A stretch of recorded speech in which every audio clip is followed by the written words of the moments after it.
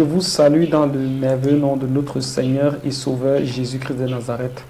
Nous bénissons le nom de l'Éternel pour la grâce qu'il nous donne et pour cet autre privilège également de partager cet autre thème de ce jour. Et le thème de ce jour, c'est le parler en langue. Le parler en langue. Très vite, sans nous attendre, nous allons aller dans la parole de Dieu, dans Actes chapitre 2, versets 1 à 4. Nous lisons la Bible, version Ostéval 1987. Je lis au nom du Seigneur Jésus. La Bible dit, le jour de la Pentecôte, étant arrivé, ils étaient tous d'un commun dans un même lieu. Donc nous retenons aussi que c'est le jour, nous n'allons pas tout totalement lire. Donc vous pouvez également aller lire. Nous allons prendre des passages ici. Actes chapitre 1 et 2, versets 1 à 4. La Bible dit, ce que nous retenons dans ce passage, c'est que c'est le jour de la Pentecôte déjà. Et la Bible dit au chapitre, au verset 4 que « Et ils furent tous remplis du Saint-Esprit, et ils commencèrent à parler des langues étrangères selon que l'Esprit les faisait parler. » Bien aimé, la raison pour laquelle nous voyons ce thème aujourd'hui qui est de parler en langue, ce thème qui est de parler en langue, c'est parce que nous remarquons déjà un parler en langue à tort et à travers n'importe comment. Et il y en a qui disent que le parler en langue, c'est la condition, ou bien alors c'est la preuve qu'on a reçu le Saint-Esprit. Allons-y voir donc, et nous allons dans Actes chapitre 2, que c'est le jour de la Pentecôte que le Saint-Esprit est descendu. Allons donc voir, est-ce qu'avant la Pentecôte, ceux-là, les prophètes, n'avaient pas le Saint-Esprit?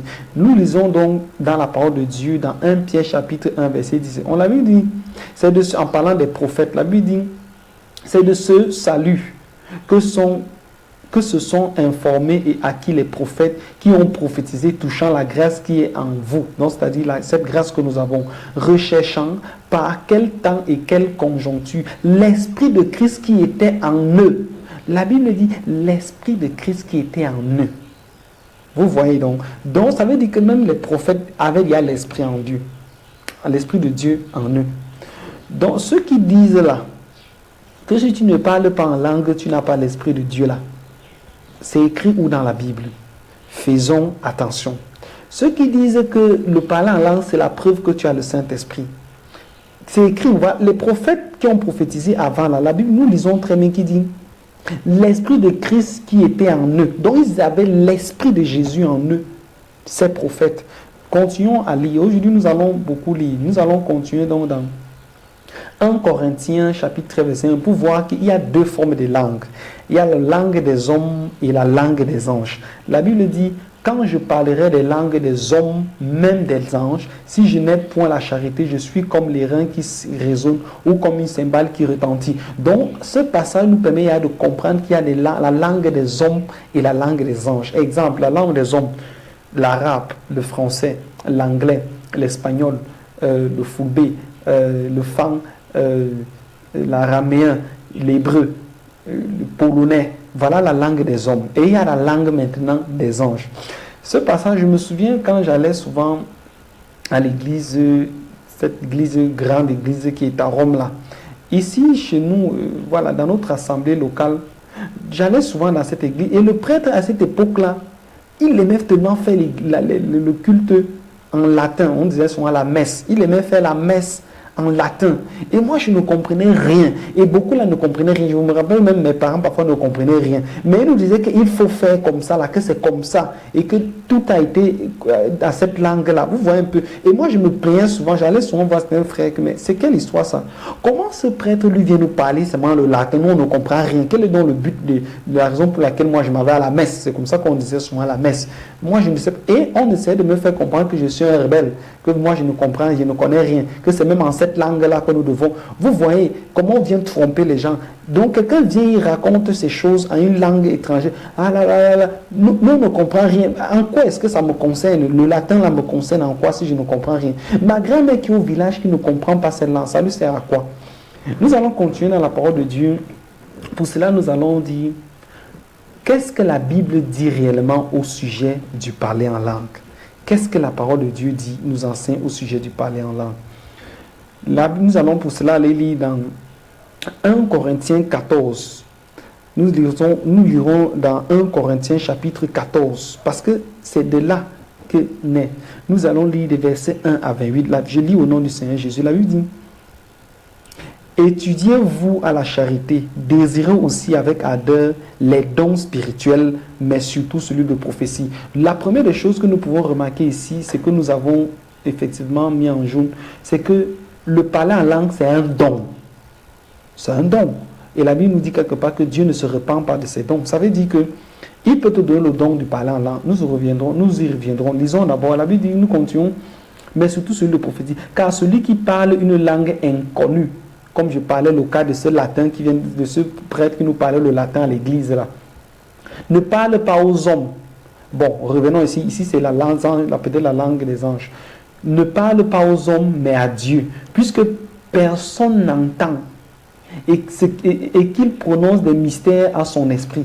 Mais celui qui prophétise, édifie, exhorte et console les hommes par des paroles. Celui qui parle une langue s'édifie lui-même. Tu t'édifies toi-même. Derrière d'abord, on ne sait même pas d'abord ce que tu dis. On continue. Mais celui qui prophétise édifie l'Église. Nous voyons que tout c'est toujours une question d'édification. Édifier le peuple de Dieu. Instruire le peuple de Dieu. Enseigner le peuple de Dieu. Parler aux autres. Parler à autrui. C'est ça. On continue. Je souhaite que vous parliez tous des langues, mais surtout que vous prophétisiez, car celui qui prophétise est plus grand que celui qui parle des langues, à moins qu'il n'ait les interprètes, afin que l'Église en soit, voilà, reçoive de l'édification toujours. Maintenant, frère, si je venais parmi vous en parlant des langues, c'est ce que l'apôtre Paul dit, si je venais parmi vous en parlant des langues, à quoi vous serais-je utile? Supposons que la Bible que nous lisons là est claire à la langue des anges. Vraiment. Ça va donc nous servir à quoi? Nous allons donc comprendre quoi? On ne comprendra rien, on ne saura rien. Et c'est ce que plusieurs personnes font dans l'église. On ne sait pas ce que tu es en train de dire, mais tu dis que tu parles en langue. Nous allons continuer. La Bible dit, si je ne vous adressais des paroles de révélation ou de science ou de prophétie ou de doctrine. De même, si les choses inactives... Bon, on va continuer, nous allons tomber directement la partie où j'ai mis en jaune. Là, on dit, verset 9, la Bible dit, vous, de même, si en parlant une langue, vous faites un discours qui ne puisse être compris, comment saura-t-on ce que vous dites? Nous ne savons pas ce que tout cela signifie. C'est ce que la Bible est en train de dire. Continuons. Combien, par exemple, n'y a-t-il pas de sortes de mots dans le monde? Y en a-t-il aucun qui ne signifie quelque chose? Si donc je ne sais ce que ces mots signifient, je serai un barbare pour celui qui parle. Ça veut dire que si toi tu viens dans l'église, moi je suis un barbare pour lui, je sais qui me raconte quoi là. Et de la même manière, toi qui parles, moi, tu es un barbare pour moi. On ne sait pas ce que tu racontes. Continuons. La Bible nous dit ainsi, puisque vous désirez avec ardeur des dons spirituels, cherchez à en avoir en abondance pour l'édification de l'Église. C'est toujours une question d'édifier le peuple de Dieu.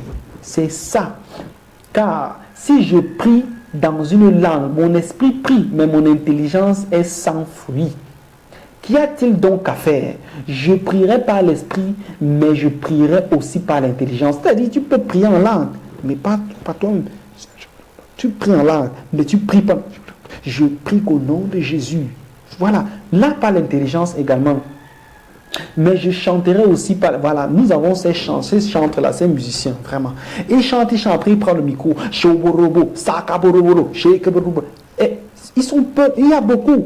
Nous regardons même les artistes partout, dans le monde là. Parfois, quelqu'un prend le micro, il cale dans le cheveu pendant des minutes et des minutes et des minutes. Et il dit qu'il est en train d'édifier le peuple de Dieu. En fait, il veut nous faire croire qu'il a le Saint-Esprit. Continuons donc. Mais j'aime mieux prononcer dans l'église saint, c'est l'apôtre Paul qui dit. L'apôtre Paul dit, je rends grâce à mon Dieu de ce que je parle plus de langues que vous. Mais j'aime mieux prononcer dans l'église 5 paroles par mon intelligence afin d'instruire aussi les autres que 10 000 paroles dans une langue inconnue. On ne sait pas ce que tu es en train de dire, bien-aimé. Il faut changer, il faut arrêter cette façon de faire. Continue, frère, ne devenez pas des enfants quand, bon, nous allons passer au verset 22. La Bible dit, ainsi dont les langues sont un signe, non pour des croyants, mais pour des incrédules. Au lieu que les prophéties est un signe, non pour les incrédules, mais pour les croyants. Si donc toute l'Église est assemblée en un même lieu, et que tous parlent des langues, et que des gens du commun peuple, c'est-à-dire, peut-être supposons qu'on a envie de... On amène quelqu'un dans la foi, on le prend, on vient avec lui dans l'église. Il arrive dans l'église, tout le monde est... Attends. Il est venu faire quoi là? C'est ce que j'ai dit au début. Ce prêtre-là qui venait toujours faire l'église en latin. Il arrive même où il y a les vieilles mamans, les gens qui ne connaissent même pas la bonne langue. Il vient faire l'église, le culte en latin. Et moi je disais, mais celui-ci fait même quoi? Moi je ne comprends pas. Je posais sur la question, quel est donc le but du message qu'il vient nous balancer ici? Si nous on n'est pas édifiés de ce qu'il raconte, ça ne nous sert à rien qu'il aille faire sa messe la Rome. C'est ce que je disais. C'est de la même manière, imagine nous sommes rassemblés et chacun là, Shoboro, Sakaboro, Rekeboro, Seikeboro. En quoi est-ce que le nouveau converti ou en quoi est-ce que celui qui est en train de venir dans la maison du Seigneur sera édifié? En rien. Il faut arrêter. Continuons. La Bible dit, des incrédules y entrent. Ne diront-ils pas que vous tous, vous avez perdu le sens? Oui, il va dire que mais cela parle quoi? Ils sont fous. Voilà, continuons. Mais si tous prophétisent et qu'il entre un incrédule ou un ignorant, il est convaincu par tous et est jugé par tous et ainsi les secrets de son cœur sont manifestés. Et ainsi, se prosternant la face, il pourra glorifier Dieu. Revenons donc. Que faut-il donc faire, frère? Que faut-il donc, frère? Voilà ce que la Bible demande que nous devons faire au sujet du parler en langue là. La Bible dit, lorsque vous vous assemblez, chacun a-t-il un cantique, une instruction, une langue étrangère, une révélation, une interprétation? Que tout se fasse pour l'édification. Le parler en langue là, ça doit être pour l'édification de l'Église. Le parler en langue de Shoboro que tu fais là, ça doit être pour l'édification de l'Église. Et si ça n'édifie pas l'Église, tais-toi. Sache que ça t'édifie toi seul. Et par conséquent, tu dois rester tranquille. Tais-toi si ça n'édifie pas l'Église. C'est ce que la Bible est en train de dire. Nous allons continuer. La Bible dit, s'il y en a qui parlent une langue, qu'il y en ait aussi que 2 ou 3, tout au plus, et l'un après l'autre, et qu'il y ait un qui interprète. S'il n'y a point d'interprète, que celui qui parle une langue se taise dans l'église et qu'il parle à lui-même et à Dieu. Ça veut dire quoi? Si tu es dans l'église, il n'y a personne pour interpréter ton shoboro. On n'a pas dit que c'est toi-même qui fais shoboro. Ainsi dit l'Éternel. Non. Tu parles, tu attends, quelqu'un d'autre interprète ce que tu dis. Et s'il n'y en a personne, tais-toi. Bien-aimé, tais-toi.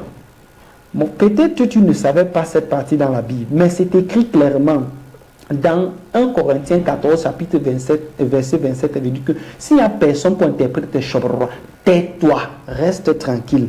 Mais qu'est-ce que tu peux faire? Parle en langue à toi-même et à Dieu. Ne commence pas à crier. Bien-aimé, la raison pour laquelle nous avons vu ce thème, c'est parce que il y a des gens qui se sentent frustrés dans l'église parce qu'ils ne parlent pas en langue. Il y a des gens qui parlent en langue pour vouloir démontrer qu'ils ont le Saint-Esprit. Alors que c'est faux. Nous avons vu là que les prophètes étaient conduits par l'Esprit de Jésus-Christ. La raison pour laquelle nous voyons également ce thème, parce que le diable est un copieur. Il y a des gens qui viennent avec les chobrous, là, leur parler en langue, alors que ce sont des incantations des esprits qu'ils sont en train de faire. Ce sont des incantations des esprits. Il faut rester. Et d'autres ne savent même pas eux-mêmes qu'ils font des incantations. La Bible dit que l'Éternel ne se répand pas de ses dons. Si par exemple tu as reçu un don et que l'Éternel n'est pas avec toi, tu fais les chabras. Attends, tu crois que qu'est-ce qui est en train de t'animer là? Ce n'est pas l'Esprit du Seigneur. De la même manière, il y a des gens qui ont reçu le don de prophétie, mais à un moment donné, ils se sont détournés de l'Éternel. Mais ils continuent à prophétiser. Qu'est-ce qui est en train d'inspirer tes prophéties là, bien-aimés? Ça ne vient que du diable, ça ne vient que de l'ennemi. Donc, il faut faire attention avec vos parler en langue. Donc, je vous invite donc à obéir à ce que la parole de Dieu dit. L'apôtre Paul dit que s'il n'y a personne pour interpréter, tais-toi, parle à toi-même ou parle à Dieu. C'est ce que nous avons donc vu dans cette... Donc, toi qui ne parles pas en langue, ne sois pas frustré pour ce que tu ne parles pas en langue. Et toi qui parles en langue, tu n'as pas besoin de venir faire toutes ces simagrées pour vouloir prouver à quelqu'un peut-être que tu as le Saint-Esprit. Non. J'aimerais également profiter de l'occasion pour vous dire que l'amour de Jésus, que Jésus a pour vous, pour toi et pour moi, est plus grand que le monde. Jésus-Christ t'aime, bien-aimé. Ne sombre donc pas dans toutes ces choses. Sache que l'enlèvement, c'est pour bientôt. Bientôt, Jésus reviendra. Il est donc important. Il est important, bien-aimé, d'entretenir sa relation avec le Seigneur, de se débarrasser de toutes ces choses qui viennent et vouloir nous embarrasser, mais de nous focaliser véritablement en Jésus, parce que Jésus est le seul qui nous garantit la vie éternelle. Il dit que votre cœur ne se trouble point, croyez en moi et croyez en Dieu et croyez en moi, car je vais vous préparer une place auprès du Père, afin qu'au là où je sois, vous y serez également. Les promesses de l'Éternel pour nous sont les promesses de la vie éternelle. Je prie que le Dieu de gloire, le Seigneur Jésus-Christ, se révèle puissamment dans ta vie et te bénisse abondamment, afin que sa présence et que la révélation des choses spirituelles soit toujours dans ta vie. Au nom de Jésus, j'ai ainsi prié. Amen, amen, amen, amen. Amen.